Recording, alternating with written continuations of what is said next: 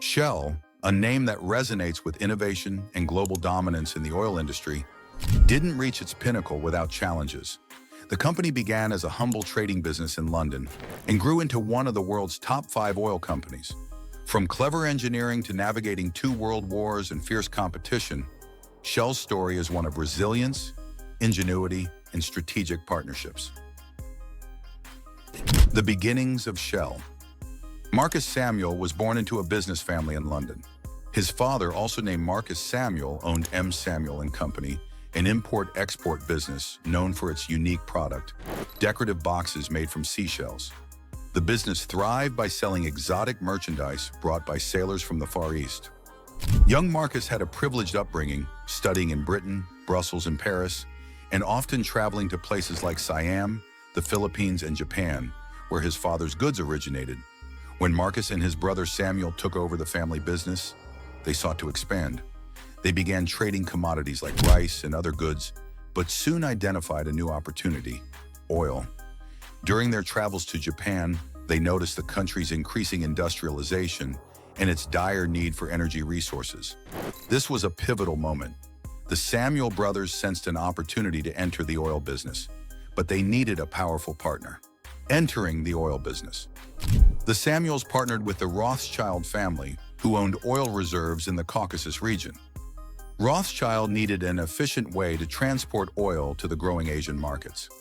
Marcus Samuel proposed transporting the oil through the Suez Canal, a solution that would revolutionize oil transportation.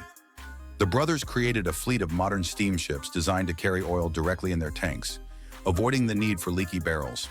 The first of these ships, Murex, became the first oil tanker to pass through the Suez Canal.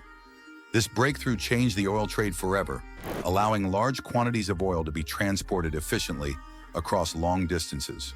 Within a few years, their company completed 70 voyages through the Suez Canal, cutting costs and maximizing profits.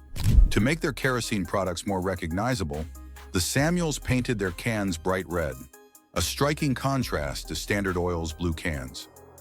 This clever marketing strategy, combined with the success of their oil tankers, propelled the Samuel Brothers Company to new heights.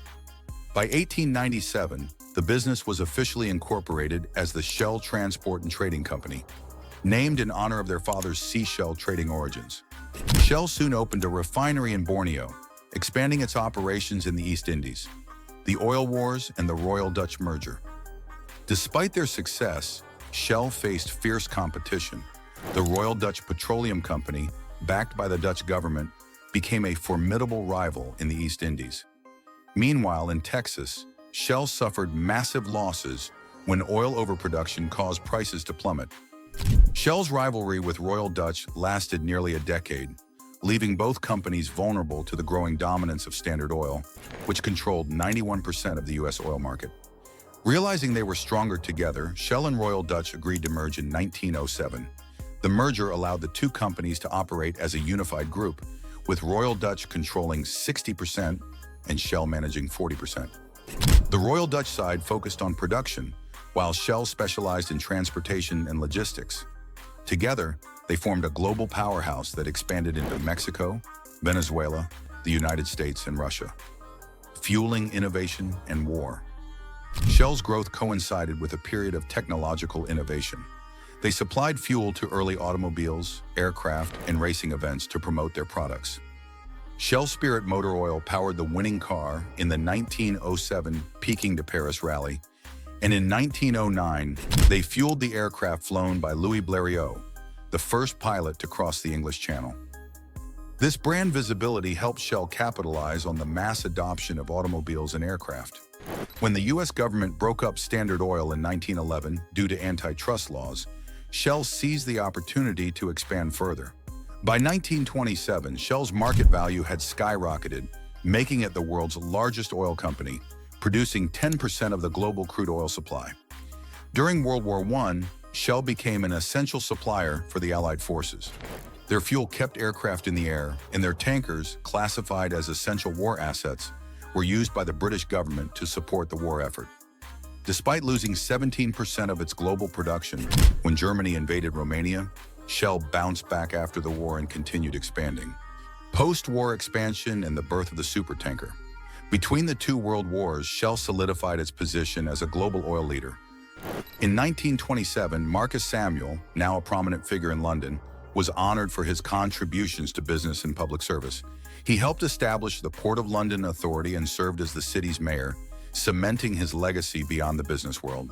In the 1930s, Shell built its global headquarters, Shell Mex House in London, and employed 180,000 people worldwide. After World War II, the company resumed control of its tankers and began exploring new oil fields in Africa, South America, and the Niger Delta. Their new supertankers allowed them to transport even greater quantities of oil efficiently. Shell also invested in research and technology, including advanced drilling techniques and 3D seismic imaging. These innovations gave them an edge in the oil industry, but not all of their findings were shared with the public. Environmental challenges and corporate responsibility. By the 1980s, environmental concerns about fossil fuels began to surface. Shell, like other oil giants, faced increasing scrutiny. Internal research predicted rising carbon dioxide levels and warned of sea level rise by 2030. Despite their awareness, Shell and other companies continued to focus on maximizing profits from oil production. Today, Shell is still a major player in the energy industry, but it faces new challenges. The transition to renewable energy, growing environmental awareness, and the push for carbon neutrality have forced Shell to rethink its business strategy. The story of Shell is one of ambition, resilience, and transformation. From a small family business selling seashells to becoming a global oil powerhouse, Shell's journey is a testament to the power of innovation and strategic partnerships.